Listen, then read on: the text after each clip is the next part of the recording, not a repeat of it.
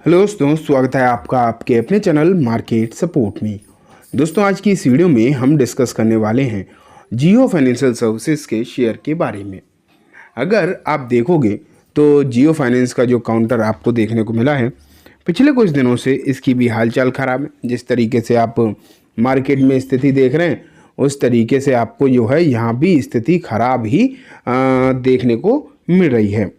आज की इस वीडियो में हम ये देखेंगे कि आखिरकार आगे की जो स्थिति है वो किस तरीके की आपको नज़र आ सकती है। आगे क्या चीज़ें जो है सही होंगी या फिर नहीं होंगी, और क्या रिपोर्ट इसके लिए निकल कर आई हैं।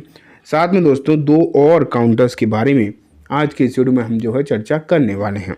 ठीक है, स्टार्ट करते हैं। मैं आपको जो है सबसे पहले लेकर चलता हूँ जियो फाइनेंस के शेयर के ऊपर, उसके बाद आगे की चीज़ देखते हैं। देखो, आज भी इस काउंटर में जो है 3% के आसपास की गिरावट रही। बात अगर करें उतार चढ़ाव की, तो यहाँ पर आपको जो है 201 रुपये के आसपास इसकी जो क्लोजिंग नज़र आई है। 201 रुपये के आसपास जो क्लोजिंग आपको देखने को मिली है कि ऊपरी स्तर से तो ये ठीक ठाक नीचे है। देखो, वैसे तो ओवरऑल 3% गिरावट, लेकिन ऊपर से देखें तो 4% तक ये शेयर जो है आज टूटता हुआ देखने को मिला है। ठीक, लेकिन अगर मैं आपको दिखाऊं कि ये शेयर जो है जब से लिस्ट हुआ है उसके बाद जो इसने हाईएस्ट प्राइस अपना टच किया, वहाँ से आज तक कितना टूटा है, तो ये भी एक इम्पॉर्टेंट सवाल यहाँ पर बनकर आता है। और जो कि 45% के आसपास तो लग ही रहा है। यहाँ पर देखो, लगभग 45 नहीं, आप ये मानो 50%, आधा हो चुका है ये शेयर। जो इसने अपना हाईएस्ट लेवल टच करे थे, वहाँ से ये काउंटर जो है आधा हो चुका है। एंड ये अपने आप में एक बहुत ही टेंशन वाली बात तो है। हालांकि एक चीज़ मैं आपको और बताना चाहूँगा, हमेशा से ही इसकी जो वैल्यूएशन इसके लिए हमेशा से एक नेगेटिव पॉइंट बने रहे हैं। और मतलब हमेशा एक यही रहा है कि इसके वैल्यूएशन बहुत ज़्यादा रहते हैं, महंगा है ये शेयर। बेसिकली आप ये मान के चलिए, ये चीज़ें निकल कर आती हैं। और जो सही बात भी है, वो एक तरीके से अगर आप देखोगे तो ये बात सही भी है कि वैल्यूएशन इसकी महंगी होती ही है। ठीक है, तो ये स्थिति आप यहाँ पर देख रहे हैं। लेकिन अब ये बात आ जाती है कि आगे यहाँ पर क्या होगा। कि आगे यहाँ पर तेज़ी का माहौल बनेगा या फिर ऐसे ही चलता रहेगा, ऐसे ही चीज़ें जो हैं आपको देखने को मिलती रहेंगी। तो कुछ रिपोर्ट हम देखते हैं। तो देखते हैं यहाँ पर, देखो, Jio financial share slip below 200 mark to hit the record low level, time to add. तो यहाँ पर लिखा है कि 200 के अंदर भी आज जो है पहली बार ये काउंटर निकलता हुआ देखने को मिला। तो क्या अब यहाँ पर जो है ख़रीदारी की सही स्ट्रेटजी बन सकती है या फिर नहीं बन सकती। तो देखते हैं क्या कहा जा रहा है, किस तरीके की चीज़ें यहाँ पर निकल कर आ रही हैं। देखो, सबसे पहले क्रांति बथीनी की तरफ से रिपोर्ट है, जो वेल्थ मिल सिक्योरिटीज से हैं। एंड इन्होंने कहा है कि लॉन्ग टर्म जो व्यूअर हैं, जो लॉन्ग टर्म तक होल्ड कर सकते हैं, वो तो यहाँ पर गिरावट में ऐड कर सकते हैं। अब ये आप यहाँ पर देख पा रहे हैं। हालांकि बाई ऑन डिप्स वाली जो स्ट्रेटजी है वो ठीक है, काम तो करती है, नो डाउट। और अब जब शेयर अच्छे खासे नीचे हैं तो ये चीज़ अच्छी भी लगती है।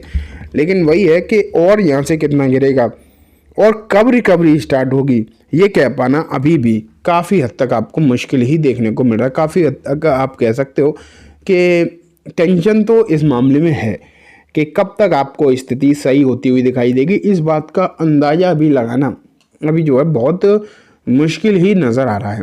ठीक है, तो ये स्थिति आप यहाँ पर देख रहे हैं। लेकिन वही है कि जो चीज़ें अभी आपको देखने को मिल रही हैं, तो यहाँ पर कहा जा रहा है कि आप मतलब बाई ऑन डिप कर सकते हो। लेकिन अगर हम ओशो किशन की रिपोर्ट देखें, जो कि एंजल वन से हैं, वो लोग कह रहे हैं कि यहाँ पर ना जब ये 220 और 235 आएगा तो इसके लिए एक रेजिस्टेंस बन जाएगा। उस जब वहाँ से निकले तब तेज़ी की उम्मीद हो सकती है। वहीं आनंद राठी को देखें तो वो कह रहे हैं कि 190 रुपये के आसपास सपोर्ट है, 210 पर यहाँ पर एक मतलब रेजिस्टेंस बना हुआ है। देखते हैं, एक तो 190 अगर टूटा तो और गिरावट होगी, जबकि 200 तक तो आज पहुँच ही गया है ना। और अगर इसने 210 निकाल लिया ऊपर में, तो यहाँ पर जो है तेज़ी भी हो सकती है। तो इस तरीके की जो बातें हैं आपके सामने फ़िलहाल के समय पर निकल कर आ रही हैं। लेकिन क्लियर कट अगर आप देखो तो ये कोई नहीं कह रहा कि यहाँ पर आपको जो है ख़रीदारी करनी चाहिए। ये कोई भी यहाँ पर जो है बात कहता हुआ दिखाई नहीं दे रहा कि अब यहाँ पर ख़रीदारी करो या सब कुछ सही हो गया, ये भी अभी कोई कॉन्फिडेंस के साथ तो ये बातें डेफिनेटली आप कह सकते हो निकल कर नहीं आ रही। अब ये कॉन्फिडेंस कब आएगा ये कह पाना भी मुश्किल है। कॉन्फिडेंस तो हमेशा वैसे भी आपने देखा है कि तेज़ी में ही होता है, मंदी में तो तेज़ी मतलब मंदी में तो अगर आप देखोगे तो वैसे भी कॉन्फिडेंस लोगों को होता नहीं है। हाँ, तेज़ी में अगर हम देखें तो आपको ज़रूर कॉन्फिडेंस देखने को मिलता है। अब वो तेज़ी जब स्टार्ट होगी वो तो तभी देखने को मिलेगा, लेकिन फ़िलहाल स्थिति अच्छी नहीं है।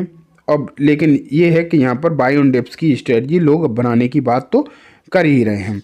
वहीं अगर हम गौरांग शाह को देखें जो कि आप यहाँ पर देख पा रहे हैं, इनकी तरफ से क्या कहा जा रहा है, तो थोड़ा सा एक्सप्लोर करते हैं इस रिपोर्ट को, तभी तो पता चलेगा। ये देखो यहाँ पर इन्होंने लिखा है, responding to the question on Jio financial services, Gaurang Shah on Monday said it is never late to buy a good stock or quality stock, but I would say that stay invested in such companies for the long term on the fundamental basis.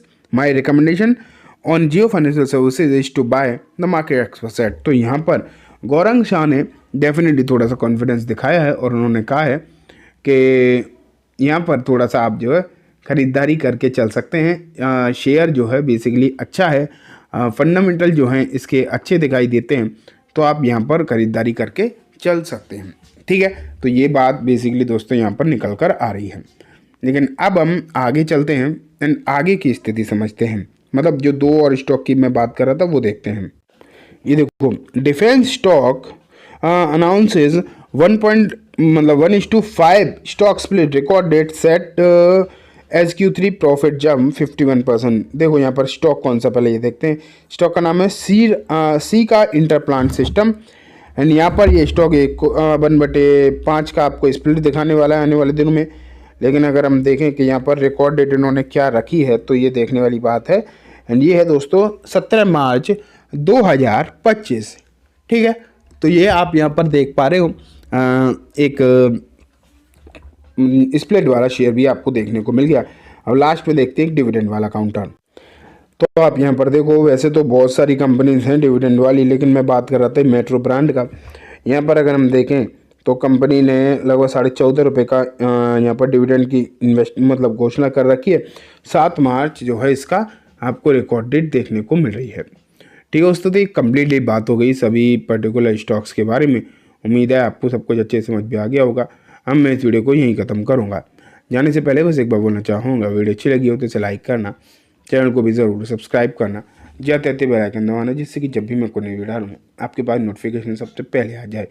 And दोस्तों, ये video सिर्फ और सिर्फ education information purpose है, तो इसे किसी भी तरीके की बाइंग सेलिंग की रिकमेंडेशन के तौर पर बिल्कुल भी ना देखें। Thank you.